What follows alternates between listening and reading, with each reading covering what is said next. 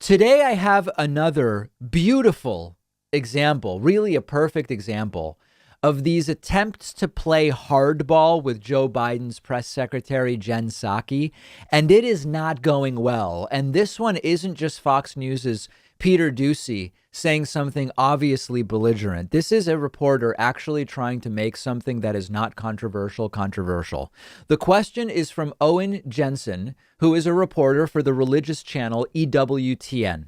Owen wants to know, how can we be sure that COVID stimulus money in the planned proposed $1.9 trillion COVID relief bill, how can we be sure that none of that money will go towards abortions? Now, Jen Psaki does something smart. She asks, well, what specific sections are you even referring to where money could go to abortion? Let's listen and then discuss. Go ahead in the back. Yeah, good afternoon. Owen Jensen, EWTN, Global Catholic Network. So, regarding the American Rescue Plan, groups like pro-life groups, including the Susan B. Anthony list, very concerned that millions of U.S. taxpayer dollars will go to the abortion industry in violation of the Hyde Amendment. We know where President Biden stands on the Hyde Amendment, but that being said, can this administration right now guarantee, if the American Rescue Plan is passed, that no taxpayer dollars will go to the abortion industry? Which component of the American Rescue Plan are you referring to? I'll pull it up right here. A $50 million funding increase for the Title X program. $750 million for global health activities, and billions in funding for community health centers without applying the Hyde Amendment. Well, the president's view on the Hyde Amendment is well known, as you have stated in your question. He also believes that community health centers are a key part of addressing the pandemic, of ensuring that people in communities have access to vaccines, have access to treatment and information about making sure they're healthy and their loved ones are healthy. So that remains a priority to the president. He's shared his view on the Hyde Amendment. I don't think I have anything new for you. So Jen Psaki's later part of the answer is sort of okay, but it's her earlier question that's key. She asks, what parts of COVID relief are you referring to?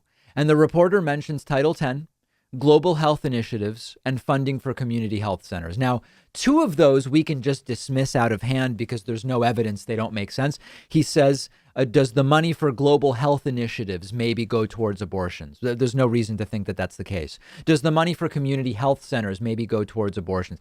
Absent some reason to believe that that funding would go towards abortion, I think there's no reason to explore those any further. But the interesting one is Title X. Title X is a federal grant program that's related. It's related to family planning. That's true. And it is part of the program that no Title X money goes to abortion directly. It is true that because Title X provides money for contraception and family planning, it reduces pregnancies, and thus it reduces the number of people seeking abortions. And again, some people might say, well, listen, Title X allows money to go to Planned Parenthood, and Planned Parenthood does abortions. But again, the law is Planned Parenthood can't use Title X money to fund abortions. So this is the same tired talking point about federal funds for abortion that religious media and Republican politicians love to trot out whenever the president is a Democrat, when there actually isn't anything to discuss. Title X money can't go towards abortions. There's no reason to think that if the Title X money is in COVID relief, it would be any different than anything else. Now, one last bonus clip for you from yesterday's briefing. Just another silly question. A reporter tries to also play hardball with Jen Psaki because Joe Biden's planned address to a joint session of Congress is happening in March, not in February, as some initially thought. And it just kind of goes nowhere. Sorry, just wanted to quick follow up on the president's appearance before a joint session of Congress. In his primetime address last month in January, reading from prepared remarks, he said, next month, in my first appearance before a joint session, I will lay out my Build Back Better plan. So it feels like he did say it was going to be in February. Well, what I was referring to is there was reporting on February 23rd, and I don't know where that date came from, which has never been inaccurate. So, Never going to be It was the February 23rd wasn't just an inaccurate date. No one's fault. It just was, and it created some confusion. So I was just trying to clarify it. Obviously, the president looks forward to speaking to a joint session. We just don't have a date yet for when that will be. Jen Psaki continuing to just be kind of like the mom who's frustrated, but trying to remain patient with her kids. Maybe it's just a confusion. We're not blaming anybody. The address by Joe Biden will be in March. It's not a big deal. And there are rumors, of course, from Washington that Joe Biden doesn't want to do that address until COVID relief is passed. And I would certainly understand that, because the longer it goes without passing COVID relief, the more of an early stain that will be on the Biden presidency. It's time to pass it. It's time to pass it. I said it yesterday. I said it the day before. I'm not going to keep going on, but it is time to pass COVID relief. Remember, during their first year in office, presidents typically don't do a State of the Union, but they will sometimes do a joint address before the House and Senate, not called a State of the Union. It could be really at any time. And I am looking forward to seeing Joe Biden's in March, but really trying to create a controversy where there isn't one. After the break, we are going to talk about the latest fabricated scandal from right-wing media about the Biden administration. This one is so stupid that it really shows you the degree to which the right is desperate to create these scandalous narratives. We'll take a quick break. We'll do that soon.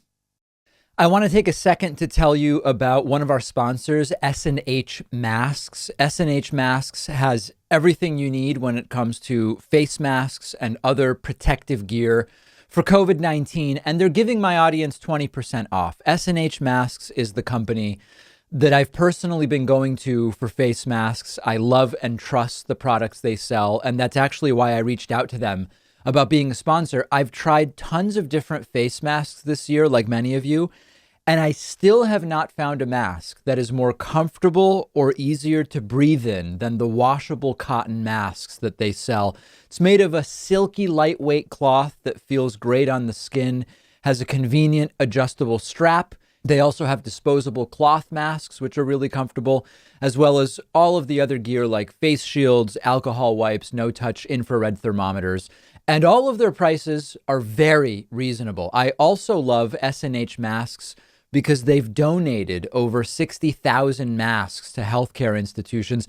They're an excellent company. Shipping is just $5 and shipping is free on orders over $150.